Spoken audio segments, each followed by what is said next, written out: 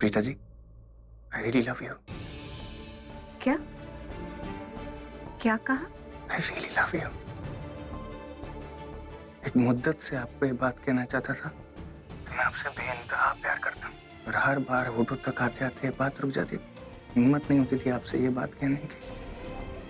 आंखों से कई बार बहुत कुछ कहने की कोशिश की, लेकिन शायद आप समझ नहीं पाई। और मैं हमेशा उस एक झूठ को जीता रहा। वो तड़प, वो दर्द इतना जानलेवा था, मैं आपको बता नहीं सकता प्रीता जी। बहुत मुश्किल था। दर्द? अरे क्या है यार दी, कितनी आवाजें कर रहे हो यार, सोने क्यों नहीं दे रहे हो? दर्द क्या मतलब? हाँ, एक मिनट, मेरी दी को सोने दीजिए प्लीज। और अगर कोई दर्द है तो आप अपना इलाज कर लीजिए ना खुद से। मेरी झल्ली फैन। मैंने इसलिए फोन नहीं किया कि मैं प्रीता को यहाँ बुलाऊं अपने ट्रीटमेंट के लिए। वो तो मैं उसे बता रहा था कि मैं गिर गया तो मुझे थोड़ी चोट आई तो दर्द हो रहा है। कम ऑन, क्या बोल रहा है तू?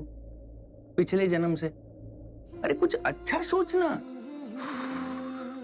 मैं क्या बोल रहा हूँ यार? जब हिंदी की क्लास चल रही थी तो मैं कहाँ था? पिछले जन्म से समथिंग सिंपल सोबर, जहां पे फीलिंग्स उनको अच्छी लगे, सुनने में अच्छी लगे। ट्राई कर वापस। ओके। अच्छी बात नहीं आप ऐसे कर रहे हो। आपको ये सब नहीं करना चाहिए करण सर। एनीवे, एक नंबर के नौटंकी मास्टर है ये। आपकी आवाज सुनने के लिए आपको फोन किया था, वरना कोई चोट कोई दर्द वर्द नहीं हो रहा इन्हें। सृष्टि को कैसे पता चला कि मैं एग्जैक्टली क्या फील कर रहा था?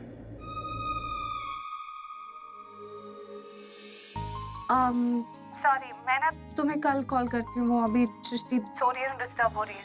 नहीं नहीं प्लीज, मुझे कोई प्रॉब्लम नहीं है। आपको जितनी बात करना है आप उतनी बात कर सकते हो, लेकिन इस कमरे में नहीं, इस कमरे के बाहर। मैं कल फोन करती हूँ। बाय। हाय।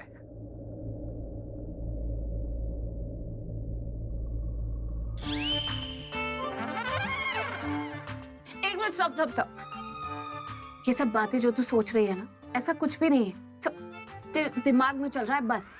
मेरे 2 दोस्त हैं और हम तीनों के बीच सिर्फ अच्छी और सच्ची दोस्ती। ये प्यार वाली फीलिंग बिल्कुल भी नहीं है, समझी? सो जा चल। उसके बाद 2 दिल जुड़ेंगे, उसके बाद कुछ कुछ भी होगा। अच्छा, ये होगा उसके बाद। क्या मैं सच में उसकी आवाज सुनने को तरस गया था, या फिर अपनी आदत से मजबूर उसे परेशान कर रहा था? लेकिन उससे बात किए बिना नींद क्यों नहीं आ रही थी मुझे?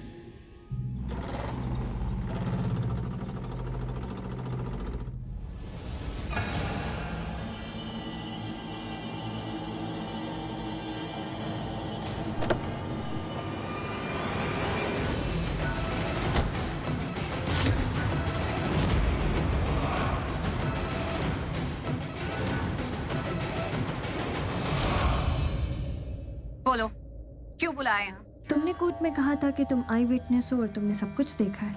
एक मिनट, कोर्ट में कहा था क्या मतलब? कोई झूठी कहानी नहीं रची थी तुम्हारी तरह, सच बोला।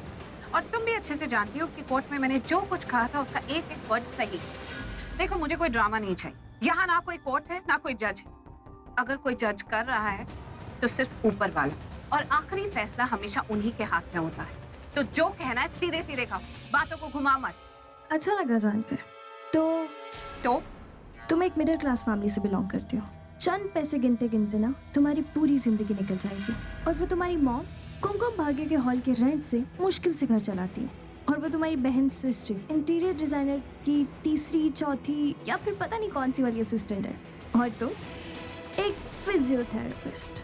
तुम सबकी 5 साल की इनकम मिला के जितनी भी होगी ना, आज रात में उसकी डबल दूंगी। तुम बस कोर्ट में जाके मेरा साथ दे देना। और क्या रखा है ऐसी दोस्ती में जो थैंक यू और तारीफ के अलावा कुछ नहीं दे सकती?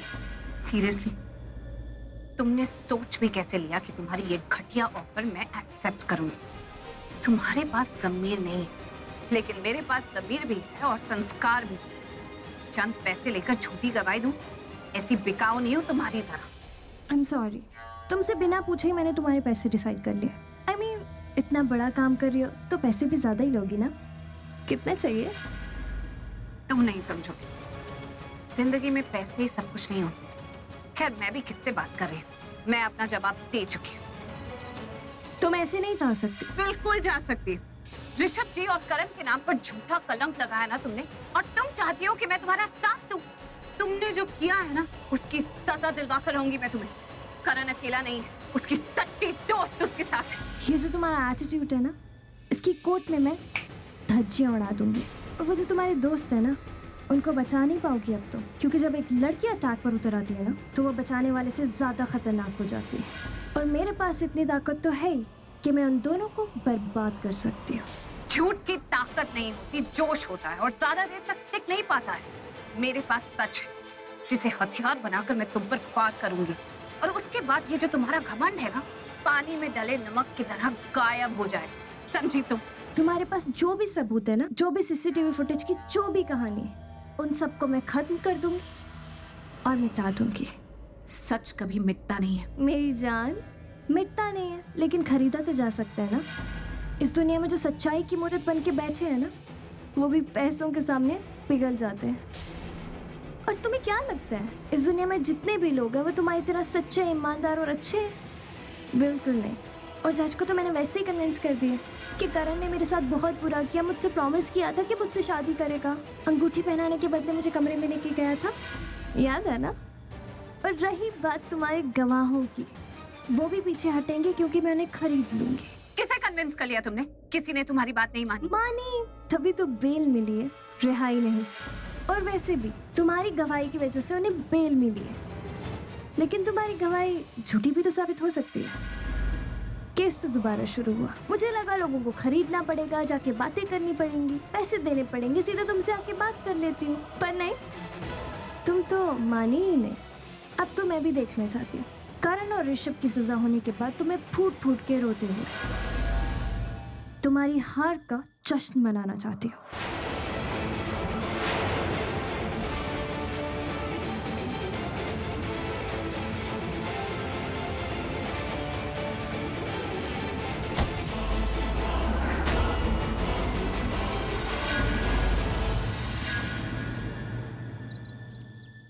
लेकिन अब आप ये मत समझना कि हमारी मुसीबत टल गई। ये बात सच है कि प्रीता जी की वजह से हमें बेल मिल गई, लेकिन अभी केस खत्म नहीं हुआ है, तो बहुत कुछ साबित करना बाकी है।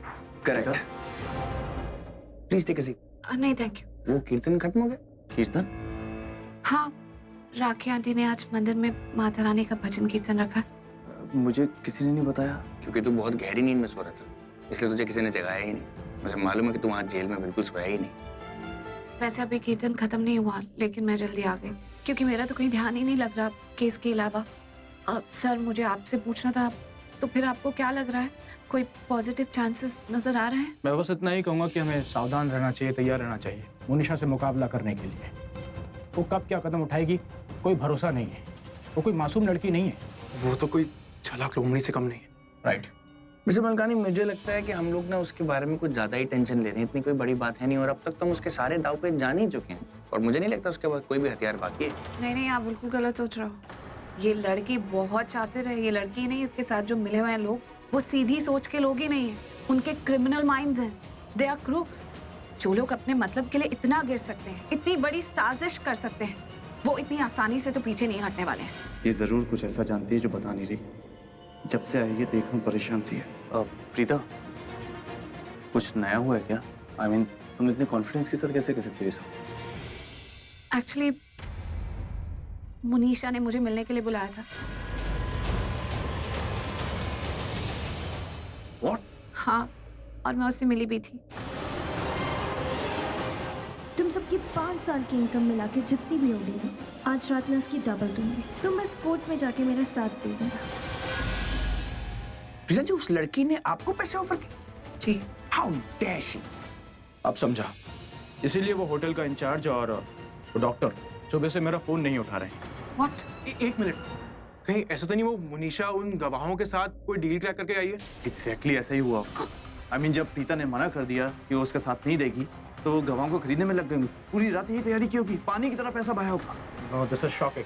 अगर वो हमारे सारे गवाहों को खरीद लेंगे तो डिफेंस के लिए कोई रास्ता ही नहीं बचेगा।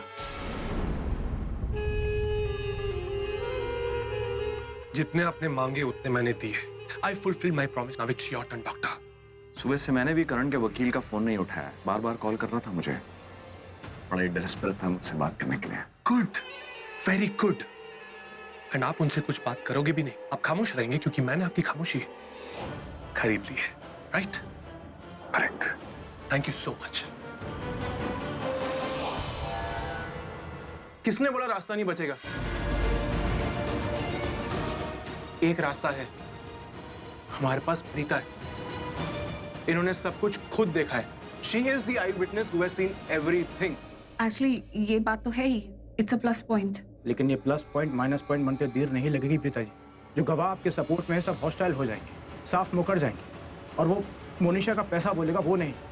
और पब्लिक प्रोसिक्यूटर यही कहेगा कि आपने दोस्ती की खातिर करण को रिहा करने के लिए सारी कहानी झूठी सुनाई, और अदालत को सिर्फ सबूत चाहिए, कोई दोस्ती का भरोसा नहीं। अरे तो क्या करें?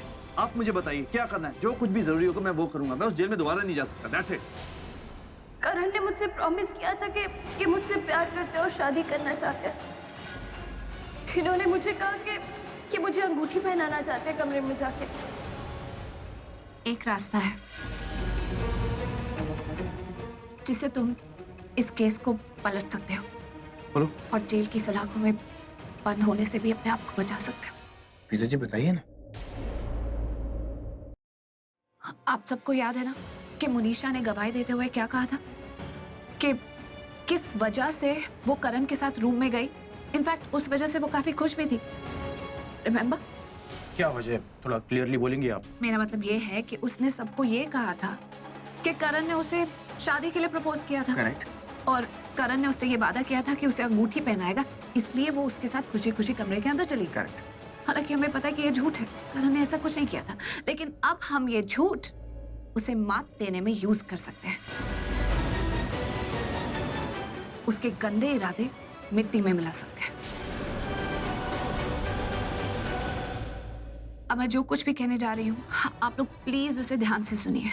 और करण, शायद तुम इसके लिए मुझे माफ नहीं करोगे, लेकिन यही एक रास्ता है जिससे तुम अपनी आजादी पा सकते हो, कोर्ट कचहरी के चक्कर लगाने से बच सकते हो, अपने आप को जेल की सलाखों के पीछे बंद होने से बचा सकते हो, अपने नाम पर जो कलंक लगा है ना तुम उसे मिटा सकते हो। एक ही रास्ता। करना क्या होगा मुझे?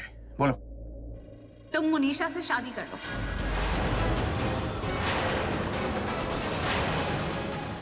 What?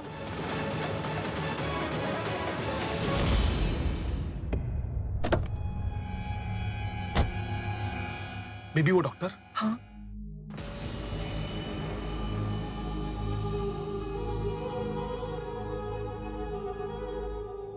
लेकिन पृथ्वी एक बात कहूं, अगर तुम यूं ही लाखों रुपए लोगों का ईमान खरीदने में लुटाते रहे ना, तो हमारे हाथ में कुछ नहीं बचा। अरे भाड़ में गए पैसे।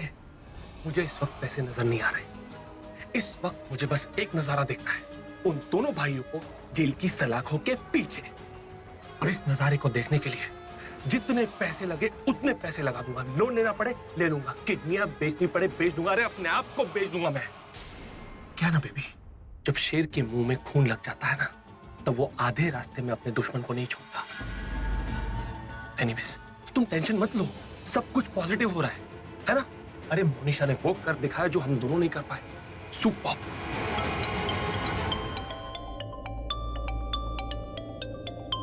लॉयर सिन्हा जी का कॉल है, उठाओ। जी सिन्हा जी।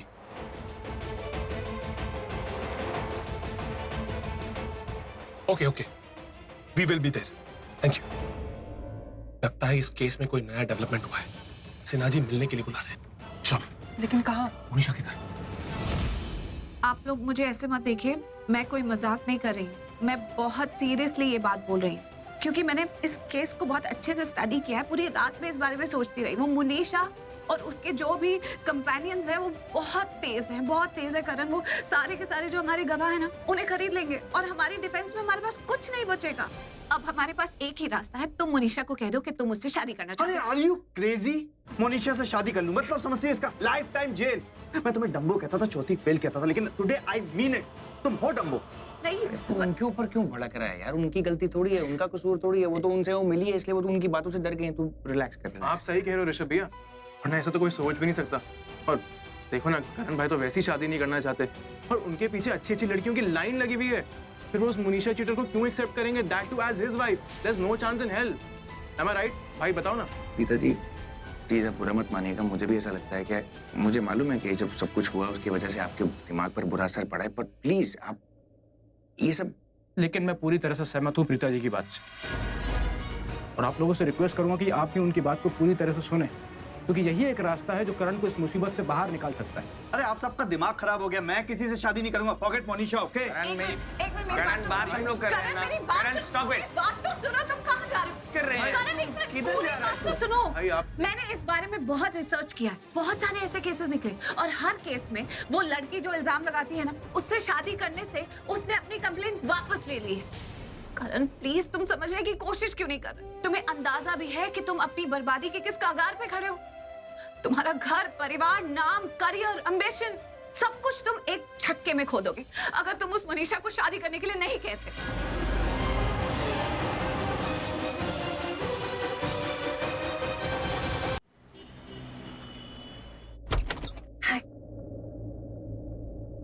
हाय मिस्टर सिन्हा, हेलो। क्या हुआ? आपने इस तरह अचानक हम लोगों को मिलने के लिए क्यों बुलाया? इस केस में कोई नया डेवलपमेंट हुआ है क्या? कोई खुशखबरी है क्या? हाँ, लग तो ऐसा ही रहा है कि कोई बड़ी खुशखबरी है। मैं नहीं जानता मिस मोनिशा ने ऐसी कौन सी जादू की छड़ी घुमाई कि लुथरा कैंप पूरी तरह से हिल गया है। क्या बात कर रहे हैं? हाँ, न जाने ऐसी कौन सी बात है कि वे सब बहुत डर गए। उनका वो लॉयर मिस्टर मलकानी पिछले 1 घंटे में 25 बार कॉल कर चुका है। वो हमसे मिलना चाहता है, कोई समझौता करना चाहता है। मिस मोनिशा, क्या कर दिया आपने? डर के मारे पसीने छूट रहे हैं सबके। जब घी सीधी उंगली से ना निकले ना, तो उंगली टेढ़ी करने के बाद ही घी नसीब होता है।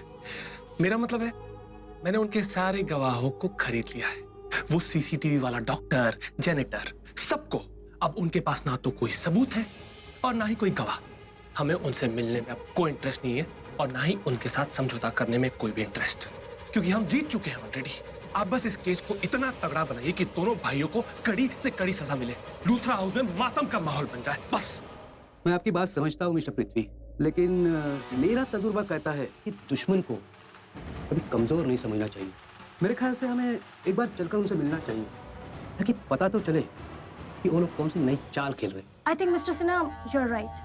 पृथ्वी, हमें एक बार तो वहाँ जाना चाहिए, देखना तो चाहिए कि उनके दिमाग में एक्चुअल चल क्या रहा है। हो सकता है शायद मजबूरी में तो कोई ऐसा ऑफर हमें दे दे तो हमारे फेवर में हो और हमारा केस और स्ट्रांग, मजबूत बन जाए। Good, very good. बात में दम तो है। मोनिशा, तुम एक काम करो, तुम इमीडिएटली इनके साथ लूथरा हाउस जाओ। वहां जाओ, देखो, सुनो, समझो, और जो भी तुम्हें समझ में आए वो आकर हमें समझाओ कि वहां पर क्या चल रहा है। ओके।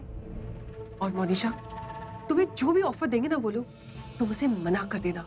उसके बाद वो लोग आउट ऑफ कंट्रोल हो जाएंगे, चीखेंगे, चिल्लाएंगे, तुम पे इल्जाम लगाएंगे। वो सारी चीजें रिकॉर्ड कर लेना। हमारे पास एक और प्रूफ हो जाएगा उन्हें गलत साबित करने के लिए। एग्जैक्टली। वहां पर वो जो भी मनमानी करेंगे ना, हम उसे सबूत बनाकर कोर्ट में पेश करेंगे उनके खिलाफ, ताकि हमारा केस और स्ट्रांग बन जाए। बेचारे दोनों भाई तो ऑलरेडी हमारे ट्रैप में फंस चुके हैं। आई विश वो तीसरा भाई उनका, वो मुन्ना समीर, वो भी किसी तरह इस ट्रैप में फंस जाता ना, तो मजा ही आ जाता। Anyways, without wasting any further time, Monisha तुम जल्दी से सिन्हा जी के साथ दूसरा हाउस चली जाओ। लेकिन मिस्टर सिन्हा, आपको क्या लगता है उस मीटिंग में कौन कौन होगा? जाहिर सी बात है मिस मोनिशा, करण और ऋषभ होंगे। दोनों सारी दुनिया को थोड़े ना बुलाएंगे अपनी बेइज्जती के लिए। Absolutely right. अब जाइए जल्दी।